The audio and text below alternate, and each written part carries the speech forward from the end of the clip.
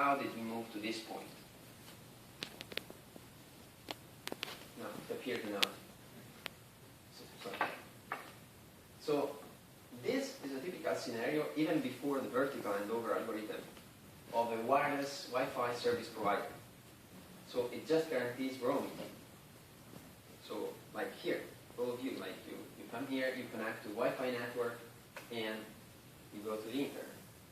So the first extension is to use the vertical handover algorithm to give the user an always best connected experience.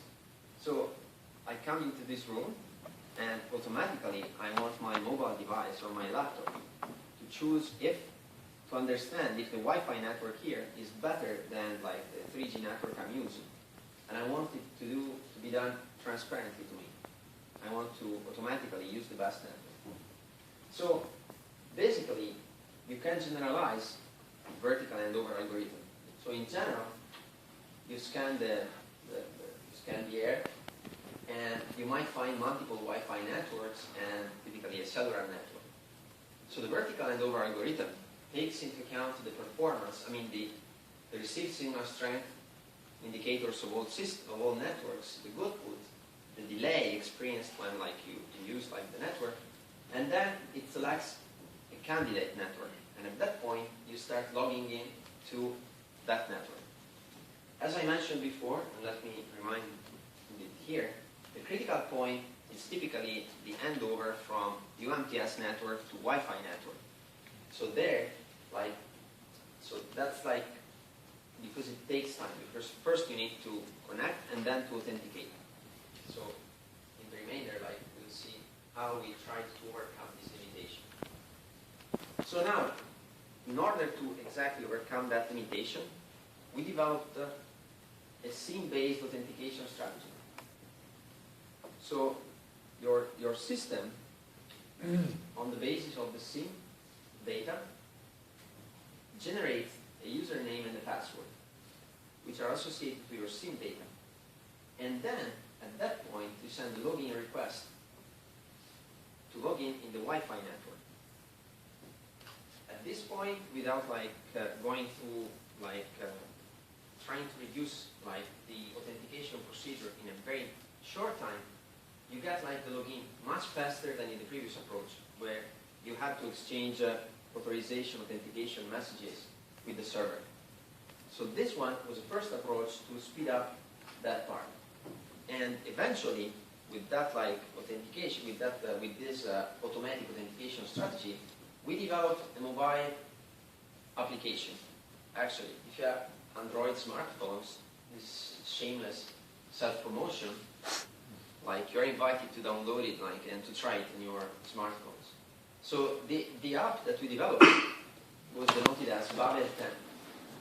Babel from the Tower of Babel, because it was supposed to speak many languages, so you could connect to many networks. And TEN, because it was conceived in 2010. So in the version 1.0, the one that you can find on Google Play now, this version implements the RSSI-based vertical handover algorithm with the SIM-based authentication.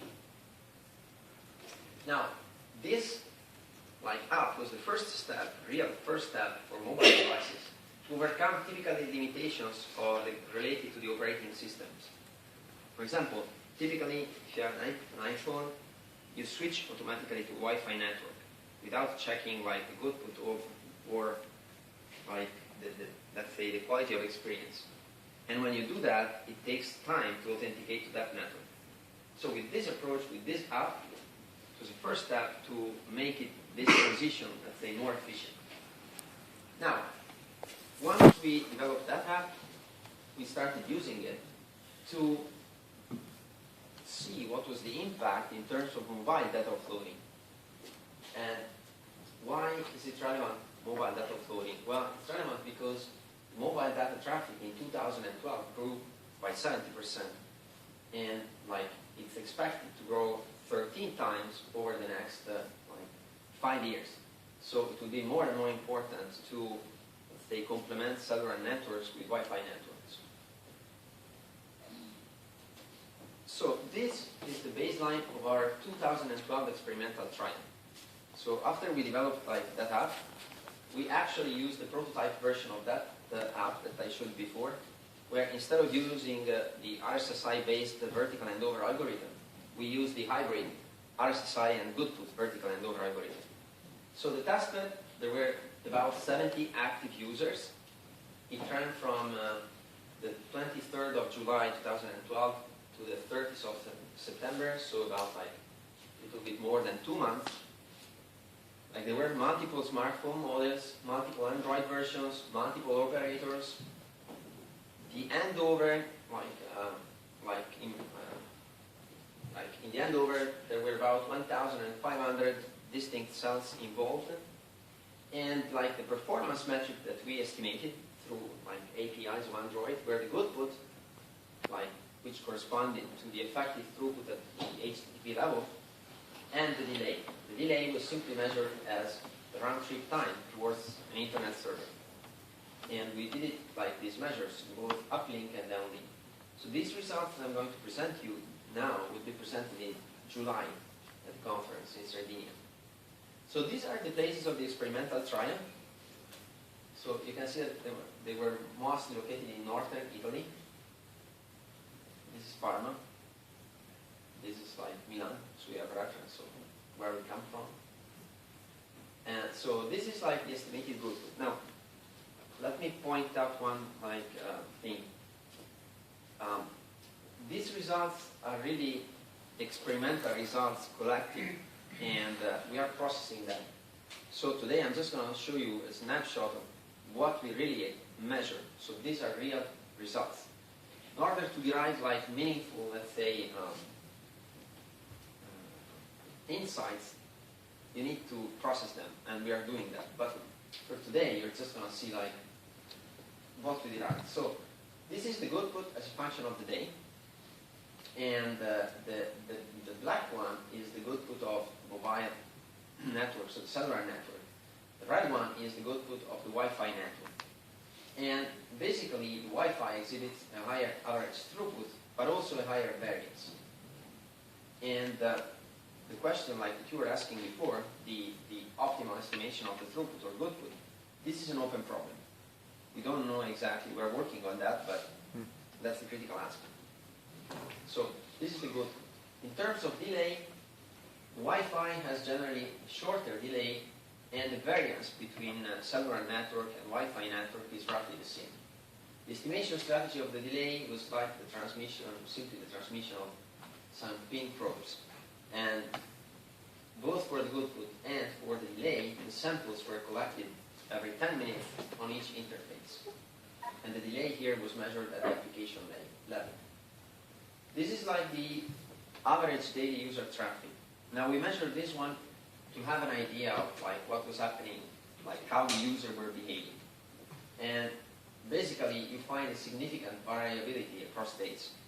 So it's very difficult to infer an average behavior if you don't take into account like a long time span.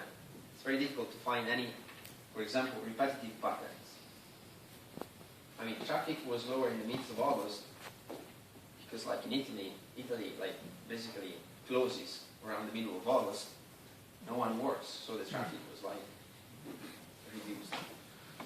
Now, this is the cumulative daily user traffic, and you can see that of course in downlink it's much higher than in uplink, and there is a sort of like linear increase. And on average, 2/3 of the traffic were carried by Wi-Fi networks and 1/3 by the mobile network.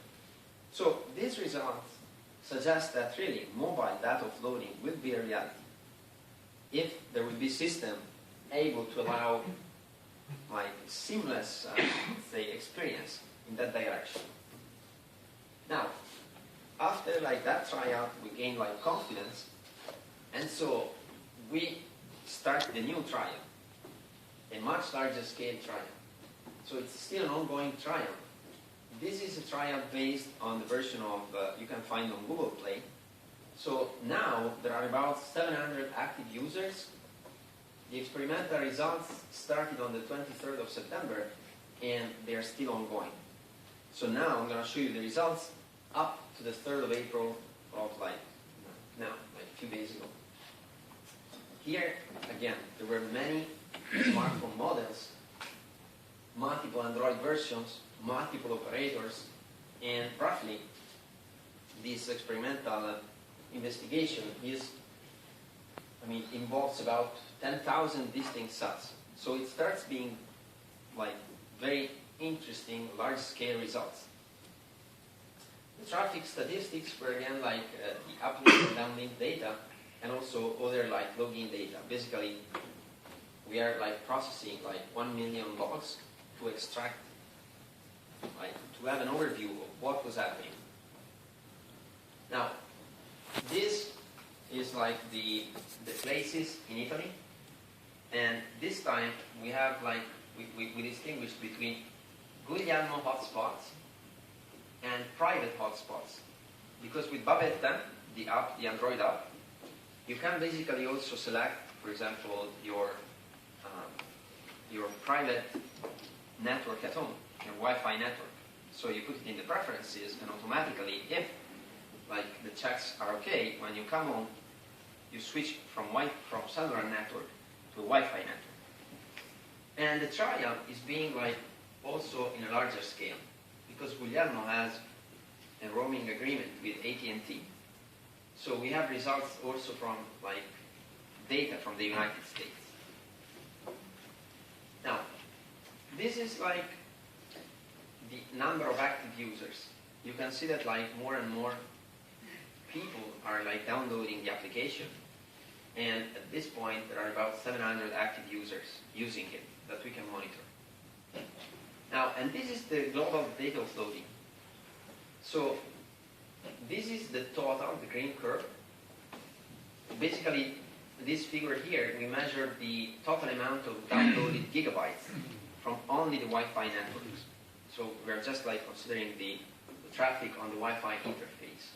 And the green one is the total number of gigabytes downloaded when connected to the Wi-Fi network. Now, the blue curve here refers to Wi-Fi private networks, and the orange one refers to Giuliano hotspots. So at some point, like the number of downloads from public hotspots became larger than the number of downloads from private networks. So it means that like people, these users running the application, were really experiencing handovers outside of their houses. So they would go to public places covered by a Giuliano hotspot, and automatically the application would switch them to the Wi-Fi network. Now, this is ongoing, but then, as I mentioned before, there were still like in this version on Google Play some limitations. The main one, critical one, was really the authentication to the Wi-Fi network. So, if you think about it, you are connected to a cellular network. You want to switch to a Wi-Fi network. Now, the idea we came up with was like a cloudy, let's say, extension of BabelTEN.